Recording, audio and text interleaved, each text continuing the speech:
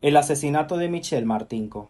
Quédate porque te contaré su historia. Era la madrugada del día 20 de diciembre de 1979 y el reloj marcaba las 2 de la madrugada. Michelle todavía no había vuelto a casa tras haber acudido a una cena programada el 19 de diciembre en el Kennedy Concert, el lugar donde cantaba. La preocupación iba en aumento en el hogar de los Martinko y finalmente Albert y Janet decidieron poner en manos de los policías lo que ellos creían que era la desaparición de su hija. Tras el aviso a la policía se inició la búsqueda de Michelle en los lugares donde ella había estado aquella noche. Tras 2 horas de búsqueda se encontró el vehículo de los Martinko. Este era un Buick del 79 color oliva metalizado. Apareció en el parking del centro comercial de Westdale. Era justo el lugar donde Michelle trabajaba para reunir dinero mientras ella terminaba la secundaria. Su idea era ingresar a la Universidad Estatal de Iowa y estudiar diseño de interiores. La policía se acercó al vehículo y Michelle estaba dentro. La joven estaba sentada en el asiento del conductor y su cuerpo reposaba sobre el volante. El interior estaba lleno de sangre. La desaparición se había terminado por convertir en un atroz asesinato de una joven de tan solo 18 años. Esa noche Michelle tenía un vestido negro y tacones altos, un abrigo de piel de conejo blanco y marrón, y por último un bolso de cuero marrón. Salió por la puerta de su casa, subió al vehículo y fue hasta el Sheraton Inn, lugar donde se iba a encontrar con sus amigos para la cena del Kennedy Concert. La cena transcurrió con normalidad hasta que terminó. Al salir de la compañía, su amiga Hansen le preguntó si podía acompañarla hasta el centro comercial de Westdale. La joven tenía unos $180 que quería invertir en un nuevo abrigo para el invierno. Sin embargo, Hansen prefirió regresar a casa mientras Michelle fue sola al centro comercial. La joven entró al centro comercial, recorrió varias tiendas y terminó hablando con algunos compañeros de trabajo que estaban de turno. El último testigo que la vio afirma que eran alrededor de las 20 o 21 horas y que se encontraba alrededor de una joyería. A partir de ese momento hasta las 4 de la madrugada, un vacío temporal no permitía saber qué había ocurrido con Michelle. El forense determinó en la autopsia que la chica había perdido la vida entre las 20 y 22 horas, por lo que se dedujo que ya llevaba varias horas muerta cuando la policía la encontró. Cuando levantaron el cuerpo de Michelle del volante, su rostro había sido cosido a puñaladas. Había un total de 29 que se repartían entre el rostro, el cuello y el pecho. La joven estaba completamente vestida y los objetos y el dinero de su bolsa seguían en su sitio. El ataque había sido personal y solo habían 3 opciones. El asesino la estaba esperando dentro del vehículo agazapado,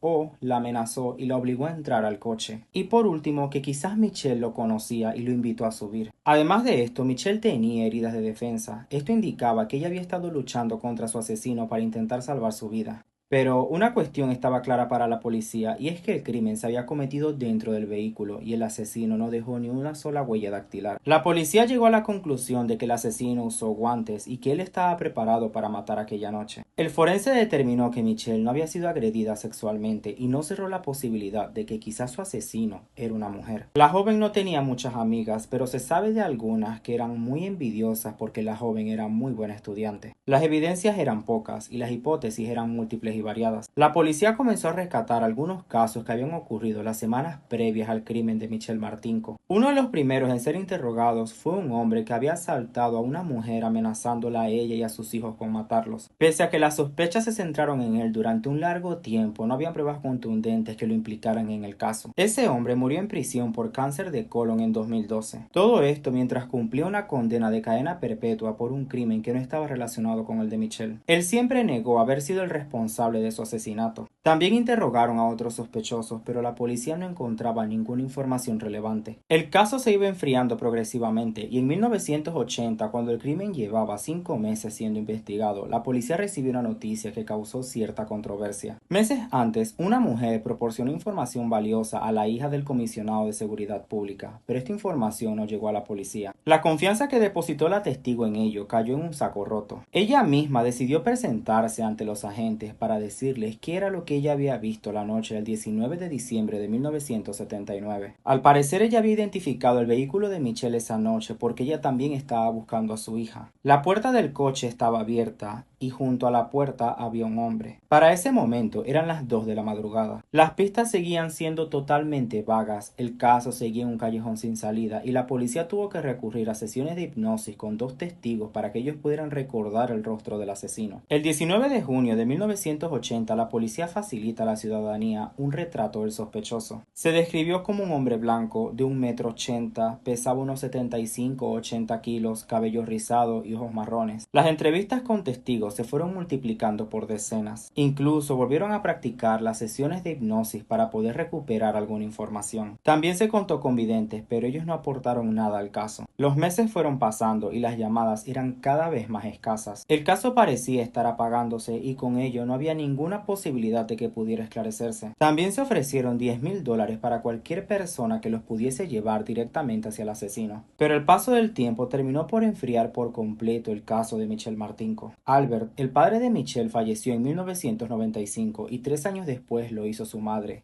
Janet, pero el caso no quedó en el olvido del todo. En el año 2006, unos investigadores de casos fríos volvieron a prestarle atención al caso de Michelle tras 27 años. Aparecieron nuevas pistas forenses. Volvieron a analizar cada una de las pruebas que habían recogido los agentes cuando llevaban el caso en aquel entonces. Encontraron trazas de ADN en el cambio de marchas del Electra y esas trazas no eran de Michelle. El nuevo grupo de investigación concluyó que esa sangre le pertenecía al asesino. La teoría de los investigadores fue que la apuñalar a Michelle, el arma se había cubierto de sangre y se había vuelto resbaladiza. En un nuevo apuñalamiento, la mano del agresor se resbaló, cortando su guante y después su propia piel. Esto permitió la pérdida de sangre que seguía presente 3 décadas después. De ser así, estaban un poco más cerca de descubrir la identidad del asesino. El laboratorio de criminalística consiguió extraer un perfil a partir del ADN que ya tenían y estaba listo para ser enviado. La policía seguía insistiendo en nuevas vías de investigación. Decidieron ponerse en contacto con una empresa especializada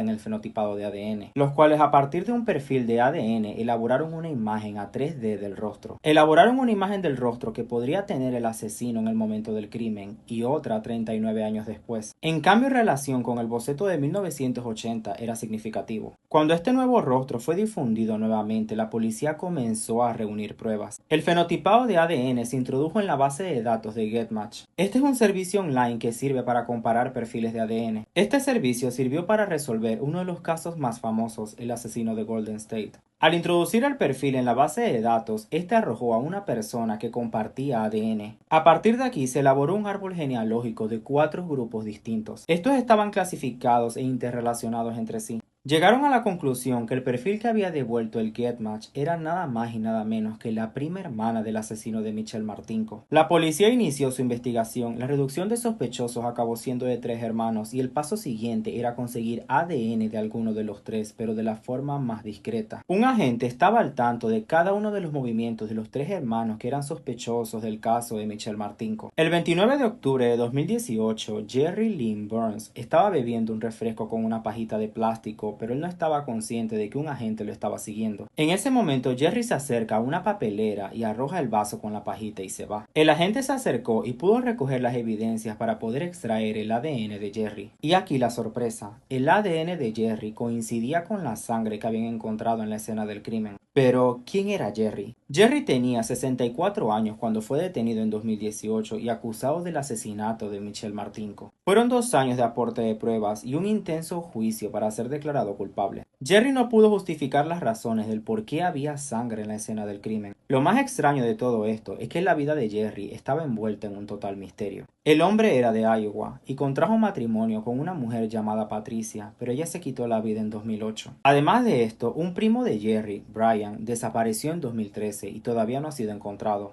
Curiosamente desapareció el 19 de diciembre, una fecha que coincide con la de Michelle Martinko. No obstante, la policía no cree que él tenga algo que ver con estos sucesos. En cuanto a la vida profesional de Jerry, él se ha dedicado la gran parte de su vida a la pintura en la ciudad, aunque anteriormente gestionaba una parada de camiones. Cuando fue detenido, el abogado de Jerry alegó que las pruebas habían sido tomadas sin el consentimiento y la privacidad de su cliente, y que no podían considerarse como algo válido. Sin embargo, el juez desechó la solicitud. El registro de búsqueda que hacía Jerry en internet era bastante raro. Él solía visitar páginas donde aparecían mujeres rubias sin vida. El juez descartó esto como prueba por haber sido encontrado en el 2018. El 7 de agosto de 2020, Jerry fue condenado a cadena perpetua y sin posibilidad de acceder a la libertad condicional, y puede decirse que el caso de Michelle fue resuelto. Y hasta aquí, ¿conocían esta historia?